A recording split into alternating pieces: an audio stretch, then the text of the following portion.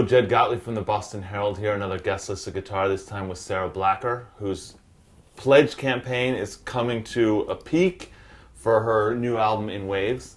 It's so good. It's so good. I mean, I always liked your stuff. I always was like, this is really good, she's really good. But this feels like a huge jump forward. Does it feel that way to you? That was what we were hoping for. Yeah. And I think fearlessly, I just went for it with this record. And Sean, my producer, Sean McLaughlin, and I were just like, let's do this. Let's do everything we both wanted to do. And I think he's chartered new territory, and I feel the same. Yeah, it's very cool. Thank you. And you've always, people kind of labeled you a folk artist, which made sense to a certain degree.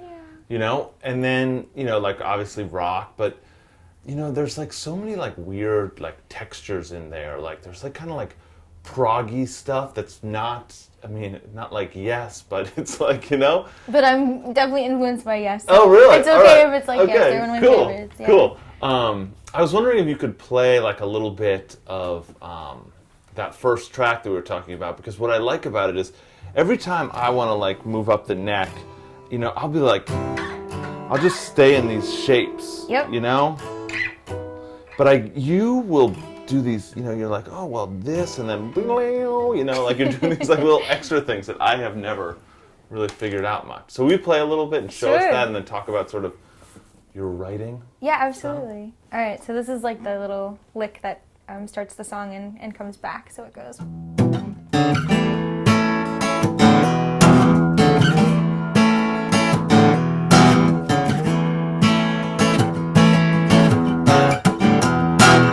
So that's the lick. Yeah.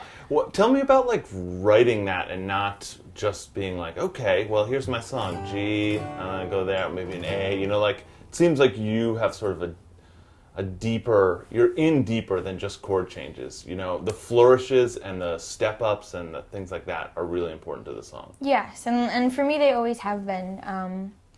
Learning to play chords in first position was like the last thing I learned. Really? So when I taught myself guitar, I would just make up shapes that appealed to me, like, and then just move it down. Just you like the sound of it, and you weren't like looking at a book or anything? You're just it was just all by ear. So then the first, and I always did it as a vocalist where all my songs had like a vocal hook. Yeah. And then I was like, oh, well, okay, let me try to come up with this, cool guitar part. I'll play a little bit of another one that's more of an acoustic song, but it's like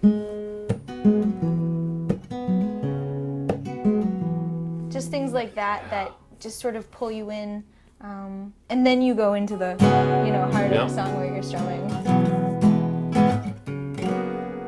I don't even know what you would call that. Like it's like a bend, but it's you usually think of a bend as sort of like going up and then down. You're just like wiggling, wiggling. Yeah, it's a little vibrato. Yeah, a little vibrato, right. Yep. Where did you start to figure those things out? Was it all just sort of that messing around and being like, no one's teaching me this, so I'm just going to hit different shapes, move my fingers in different ways? Well, I think that and making a lot of music with people, like co-writing or watching other people play, even in the work I do as a music therapist, just needing some other sounds or just really exploring the instrument. I think a lot of people think 3 chords and heartbreak is all you need, and I think in a great sense it is. You can write a million songs with that. Have you ever seen that YouTube video where it's like every pop song ever with 3 chords? Yeah. So there's so many great songs that have spawned from that, but I think the hook is really what sets the song apart and pulls the listener in. Tell us a little bit about this guitar, because this is like an instrument built for you, like for your playing, for your posture, for like it is for you, and that's a rare thing to have. It really is. Yeah. It's amazing. It's got an arch top, so it's rounded. Excuse me, and there are no sharp edges on the guitar, so it's ergonomically made for a woman, a small woman. So the luthier watched me play. He watched the typical characteristic things that I regularly play and how hard I play, and the pickup is based on, it's an LR Baggs pickup, and see it It's in so there. nice It's in there. beautiful. Even that's good looking. Yeah, zoom in there. He's got my little SB inlay. Yeah. But he used beautiful woods. I mean, there's Sitka spruce and Indian rosewood and mahogany on the neck, and then little mother of pearl. So it's all smooth and round and lightweight, and it's got this fall away, which is really typical for jazz guitars. Yeah. So, and not so much for acoustic. So Play a little bit of something Sure. on this guitar that you were like, this is why I need this guitar, because I need this sound, I need this fall away, I need like this is my instrument. sure. Well, a song off of my second record, but.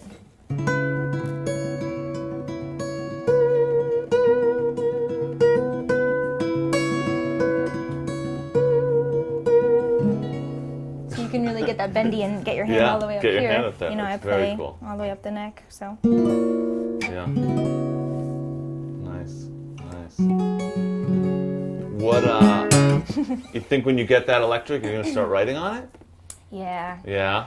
Yeah. When do you think you're gonna get that? Not sure. He's building it right now. He keeps sending me guitar porn pictures Yeah. of, you know, all the clamps like the one I showed you. Yeah. And Yeah. it's gonna be this gorgeous rounded jazz guitar with F holes, and yeah, Tony's amazing. He's like a magician and my personal angel. Yeah. He made that's me a good. ukulele too. I was telling you. So Yeah. Have you written on ukulele yet? I have. Yeah, the record has 2 ukulele songs, and my last one has 2 as well. Nice. So yeah. Nice. Cool. Well, thank you so much for coming in. I really Thanks for appreciate having it. me. Yeah.